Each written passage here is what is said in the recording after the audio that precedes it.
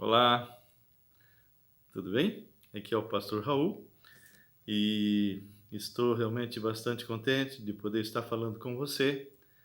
Estamos aqui na nossa base missionária e hoje nós vamos estar iniciando uma série bastante importante. Nós vamos estar falando sobre removedores de véu e nós vamos entender bem o que é isso. Antes de nós iniciarmos, antes de nós começarmos realmente essa série, nós gostaríamos de relembrar algumas datas importantes, não é?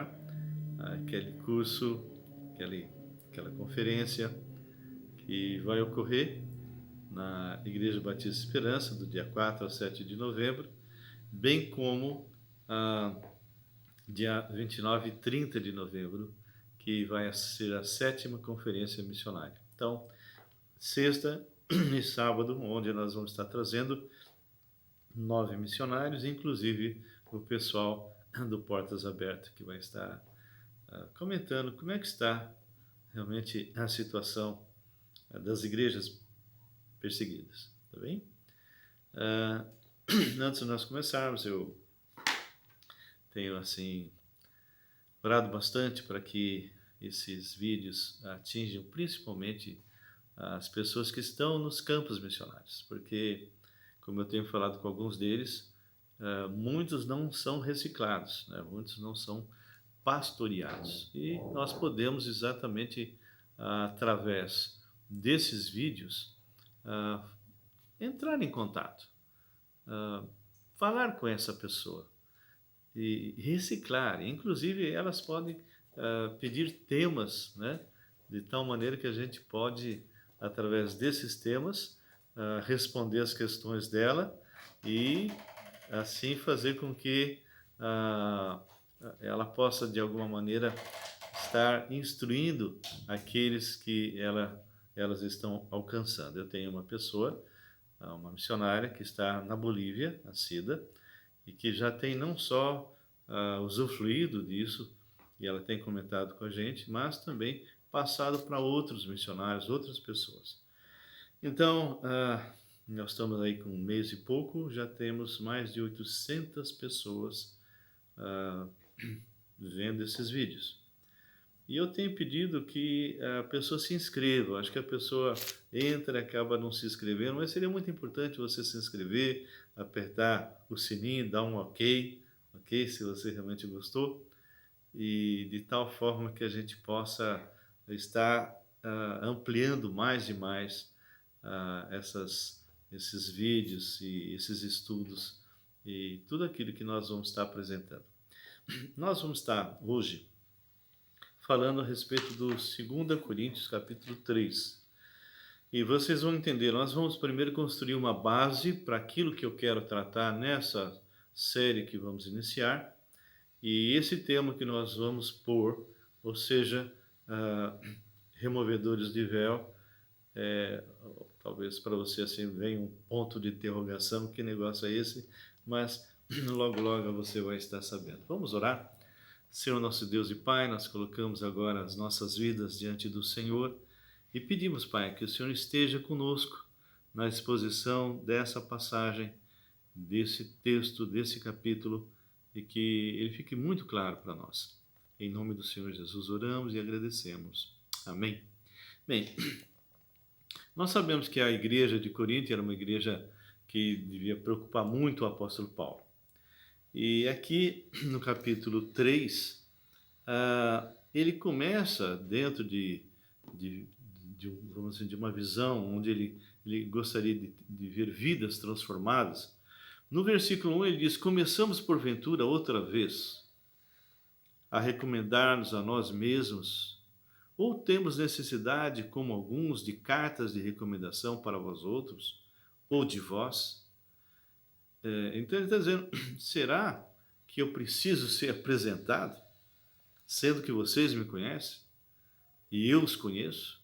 Tanto é que ele fala no versículo 2: vós sois a nossa carta escrita, ou seja, quando nós levamos a Jesus Cristo até vocês e vocês se converteram, a partir daí, vocês são exatamente a autenticação daquilo que eu faço. Então ele está dizendo, vós sois a nossa carta escrita em nossos corações, conhecidas e lida por todos os homens, porque através do testemunho de algumas dessas pessoas que estavam firmes, então poderia haver mais pessoas sendo atraídas para Jesus. E olha que ele está falando isso e está escrevendo para uma igreja cheia de problemas, ok? E quem já estudou, e um dia, quem sabe, a gente faz um estudo mais completo, mas ele está falando que, mesmo com todas as dificuldades, muitos deles que estavam ali continuavam a ser servos de Deus e alguns deles eram firmes, ok? E ele mesmo fala, vocês são a nossa carta escrita, né? Estando já manifestos como carta de Cristo, produzida pelo nosso ministério, escrita não com tinta, olha que coisa interessante, que analogia que ele faz, mas pelo Espírito do Deus vivente, não em tábuas de pedra, ou seja, não segundo aconteceu no passado com Moisés, nas tábuas da lei, mas em tábuas de carne, isto é, nos corações. Bem, ele faz essa pequena introdução e agora ele vai começar a fazer uma analogia entre as coisas do Velho Testamento e do Novo Testamento. As coisas que eram sobre a lei e as coisas agora na época da igreja.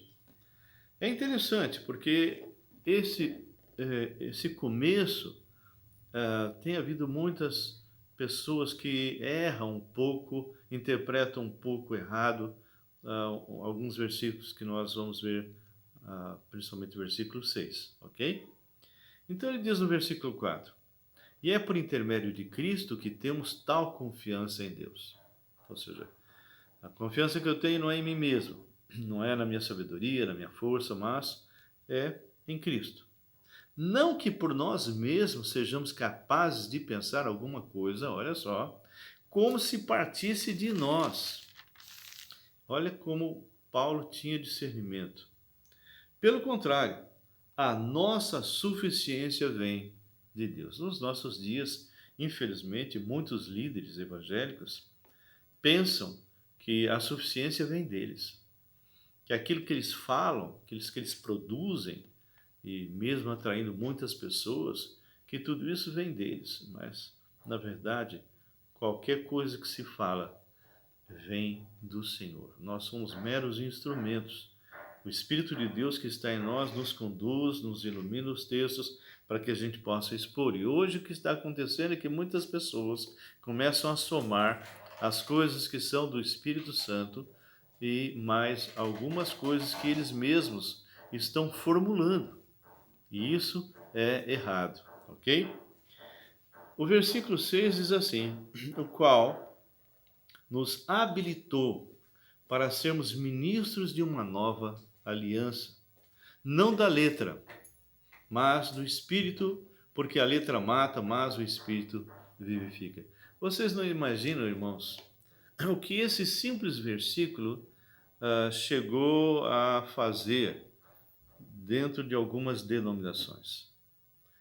É algo assim fantástico quando você vê os resultados que são produzidos por um versículo único e totalmente fora do contexto. Tem uma denominação que eu não vou colocar agora, mas parece que está mudando isso, graças a Deus, que pegava esse versículo dizendo assim, sabe, a letra mata. E que letra que ele está dizendo? A Bíblia. A letra mata. Então, nós temos que ser pessoas que o Espírito de Deus fale diretamente a nós. Então ele fala, o qual nos habilitou para sermos ministros de uma nova aliança, não da letra, ou seja, segundo a interpretação errada, não da Bíblia, não da palavra, mas do Espírito. Porque a letra mata, mas o Espírito vivifica.